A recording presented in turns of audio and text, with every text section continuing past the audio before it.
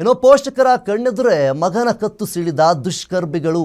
ಹಾವೇರಿ ಜಿಲ್ಲೆಯ ಹಿರೇಕೆರೂರು ಪಟ್ಟಣದಲ್ಲಿ ನಡೆದಿರುವಂತಹ ಘಟನೆ ಇದು. ರಾತ್ರಿ ಮನೆಗೆ ನುಗ್ಗಿದ ಇಬ್ಬರು ದುಷ್ಕರ್ಮಿಗಳಿಂದ ಹತ್ಯೆ ಮಾಡಲಾಗಿದೆ. 41 ವರ್ಷದ ಮಾಲಿಂಗಪ್ಪ ಕೊಲೆಯಾದ ಮೃತ ದುರ್ದೈವಿ. ಮಾಲಿಂಗಪ್ಪನ ಪೋಷಕರು ಮಾತು ಬಾರದ ಮೂಗರು. ದುಷ್ಕರ್ಮಿಗಳು ಮನೆಗೆ ನುಗ್ಗಿದಾಗ ಕಿರುಚಾಡಿದ ವೃದ್ಧರು ಕಣ್ಣೆದುರೇ ಮಗನ ಹತ್ಯೆಯನ್ನು ನೋಡಿ ಅಸಹಾಯಕರಾದ ಪೋಷಕರು.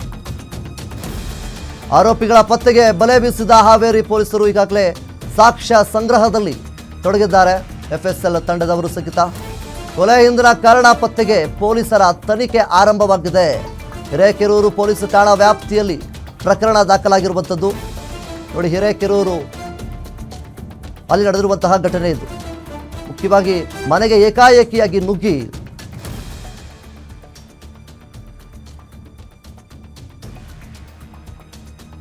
ದುಷ್ಕರ್ಮಿಗಳು ಏಕಾಏಕಿಯಾಗಿ ಮನೆಗೆ ನುಗ್ಗಿ ಈ ರೀತಿಯಾಗಿ ಹತ್ಯೆ ಮಾಡಿದ್ದಾರೆ. 41 ವರ್ಷದ ಮಾಲಿಂಗಪ್ಪ ಕೊಲೆಯಾದ ಮೃತ ದುರ್ದೈವಿ. ಮಾಲಿಂಗಪ್ಪನ ಪೋಷಕರು ಅವರ ಪೋಷಕರನ್ನು ಸಹಿತ ಈ ರೀತಿಯಾಗಿ ಅವರ ಪೋಷಕರ ಮುಂದೆಯೇ ಮಗನನ್ನು ಹತ್ಯೆ ಮಾಡಿದ್ದಾರೆ. ಯಾಕೆ ಈ ರೀತಿ ಹತ್ಯೆ ಮಾಡಿದ್ದಾರೆ, ಯಾಕೆ ಈ ರೀತಿ ಮನೆಗೆ ನುಗ್ಗಿ ಈ ರೀತಿ ಹತ್ಯೆ ಮಾಡಿದ್ದಾರೆ ಅನ್ನುವಂತಹ ಯಾವುದೇ ನಿಖರವಾದಂತಹ ಕಾರಣ ಇನ್ನೂ ಕೂಡ ಪತ್ತೆಯಾಗಿಲ್ಲ. ಈಗಾಗಲೇ ಪೊಲೀಸರು ಕೂಡ ತನಿಖೆಯನ್ನು ನಡೆಸ್ತಾ ಇದ್ದಾರೆ.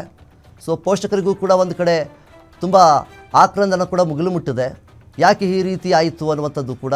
ಇದರ ಜೊತೆಗೆ ಕಣ್ಣೆದುರೇ ಮಗನ ಹತ್ಯೆ ನೋಡಿ ಅಸಹಾಯಕರಾಗಿದ್ದಾರೆ ಪೋಷಕರು.